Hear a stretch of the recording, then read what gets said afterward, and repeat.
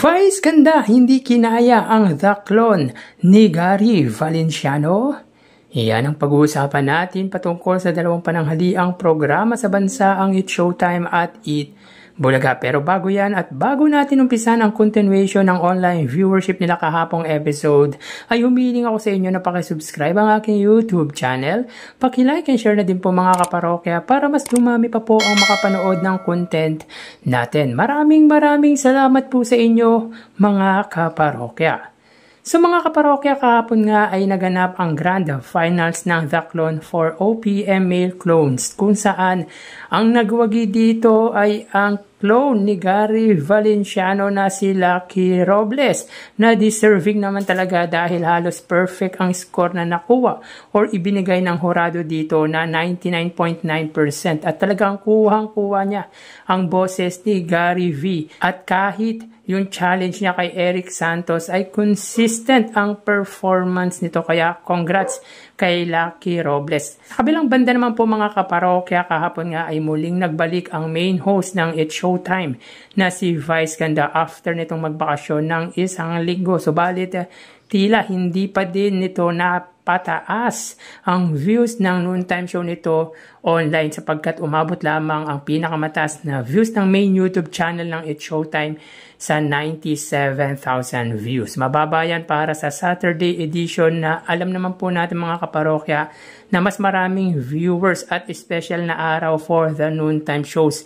At dagdag pa nito mga kaparokya ay present siya, subalit hindi man lang umabot ng 100,000 views ang main YouTube channel ng noontime show nito, kasabay ng Grand Finals ng The Clones na umabot ang views ng 173,000 viewers. So hindi po kinaya ni Vice ganda ang The Clone ni Gary Valenciano dahil tambak malala po ang inabot nila pagdating sa highest viewership against sa Eat Bulaga. So yun nga po mga parokya, kahapon din po ay ang weekly finals po ng Escort of Appeals at breaking news na hindi po natapos dahil naubusan po sila ng oras. So kahapon nga po ay nagkaroon din po ng 173 TV ads ang It's Showtime at 31 TV ads naman po sa Eat Bulaga. So kahapon po ay 3 gaps lang po ang nabilang po natin, dahil hindi ko po nabilang ang gap 1. Sa gap 2 naman po mga parokya ay meron po silang 49 TV ads. Sa gap 3 ay 63 TV ads. At sa gap 4 naman po ay 61 TV ads. So umuulan na po mga kaparokya, mag-ingat po tayo.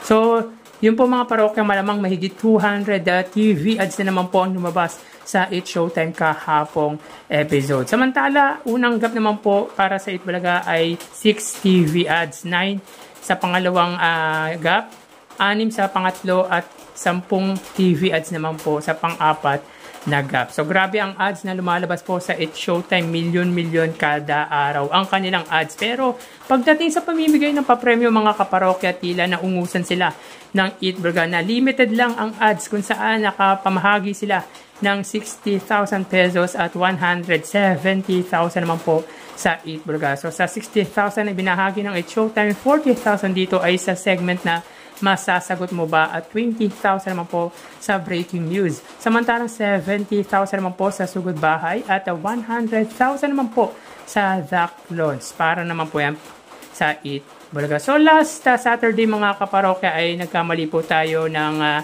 papremyong sinabi sa Eat Bulaga, sapagkat 50,000 lang po pala ang papremyo na ibinigay sa Grand Champion po ng The Clones. Ang sabi po natin doon ay 350,000 pesos. Pero 50,000 lang po pala.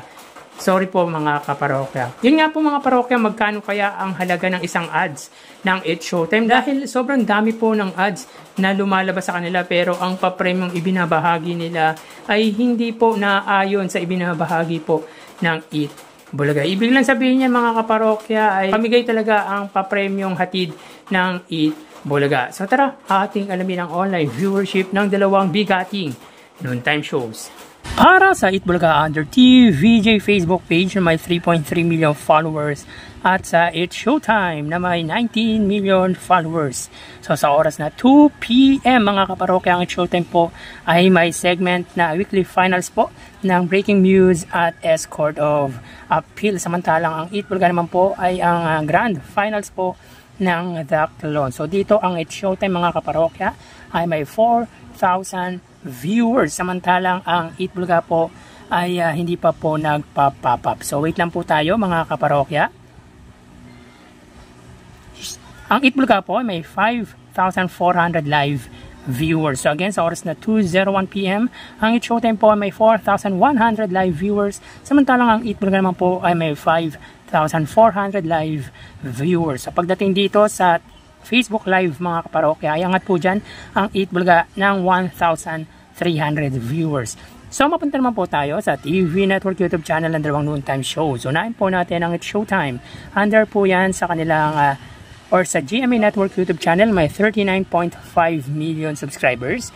At para naman po sa Itbulaga Under TV5 YouTube channel na may 2.54 million subscribers. Sa oras na 2:01 PM ang It's Showtime under GMA Network, sila po ay may 19,000 viewers.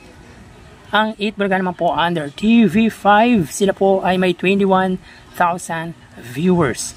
So again, sa oras na 2:02 PM, ang It's Showtime under GMA Network, sila po ay may 19,000 live viewers. At ang Itbulaga under TV5 YouTube channel ay may 21,000 viewers. So dito, pagdating sa TV Network YouTube channel ay angat po ng 2,000 viewers ang TV5 against po sa GMA Network. So mapunta naman po tayo sa main YouTube channel ng dalawang noontime shows. Unahin po natin ang It's Showtime under ABS-CBN It's Showtime na may 2.66 million subscribers. At sa Itbulaga naman po mga kaparokya under Itbulaga TVJ main YouTube channel na may 1.57 million subscribers. So sa oras na 2:02 PM, ang It's Showtime, sila po ay may 75,000 viewers. At ang Itbulaga naman po, sila ay may 172,000 live viewers. So again, sa oras na 2:03 PM ang It's Showtime, sila po ay may 75,000 live viewers. At ang Itbulaga naman po ay may 172,000 live viewers. So almost 100,000 po ang iniangat ng Itbulaga pagdating sa main YouTube channel. Bali 97,000. So bali ang total na nakuha ng dalawang noontime shows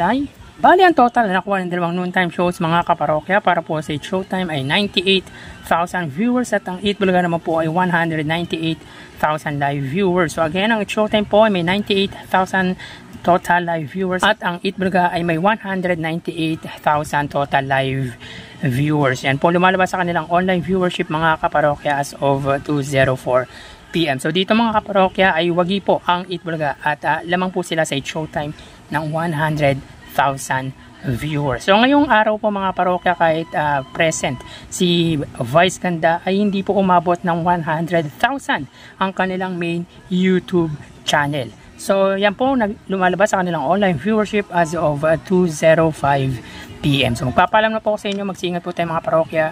Thank you and God bless.